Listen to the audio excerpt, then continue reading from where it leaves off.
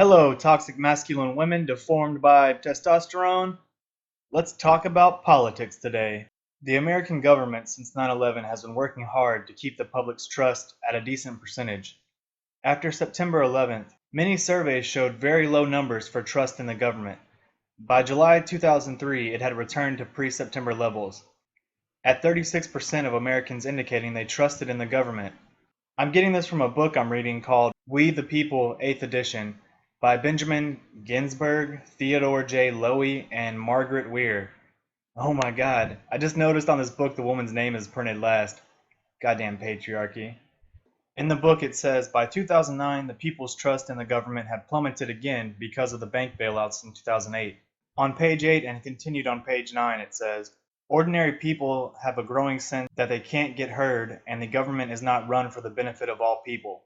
In 2009, 48% of the public disagreed with the idea that, quote, government is really run for the benefit of all the people, end quote. Sorry, I know that was kind of redundant, but that's what it says in the book. These views are widely shared across the age spectrum. This widely felt loss of political efficiency is bad news for American democracy. Yeah, it is. And the government realized if they could appease the people upset with the bailouts, they could get their numbers higher and be able to implement laws and regulations through the trust of these people. That's why we see the government now wanting to be progressive trendsetters. They're catering to these people because they make it easier to do evil shit. The government can highlight that they're in favor for gay rights or transgender bathroom debacles, allowing more of these people to believe and trust in the federal government, while of course doing evil shit behind the curtain.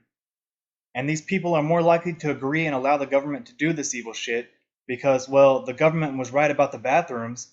Why not this stuff too? And I'm not sure who I heard this from. I want to say Sargon, but I'm not sure. But whoever it was said that, I believe in Rome, when the people were starving and in poverty, the government implemented more laws allowing perversion or perverse acts. I guess you could say more progressive or liberal acts. These laws letting people have sex with goats or allowing men to have sex with men or giant orgies to happen were set in place to distract the people from their poverty and to give them a sense of, even though the government isn't providing food for me as adequately as it should, at least I can fuck old Betsy out in the barn and force the dog to watch instead of eating when I'm hungry. You can see these types of things happening now in our society. Democrats are pandering and catering their platforms to the minority. Just look at this clip. What's something that you always carry with you? Hot sauce. Hot sauce in my bag, Swag?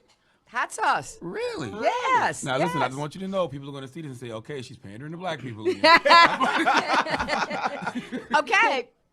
Is it working? Is it working? She asks this because it doesn't matter. She thinks the minority, and I guess black people, are so dumb that the pandering won't even be noticed as patronizing. The patronizing and pandering is so obvious it's almost offensive to the host. They're literally almost speechless. Even Charlemagne almost can't find the words. And he runs his label, or his brand I guess you could say, as himself being outspoken and someone who can't be stumped. I mean seriously, Hillary Clinton almost stumped Charlemagne.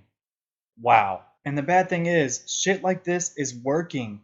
The minorities or the poor truly believe these idiots in power are going to help them, and they're not. They're using you for their own gains.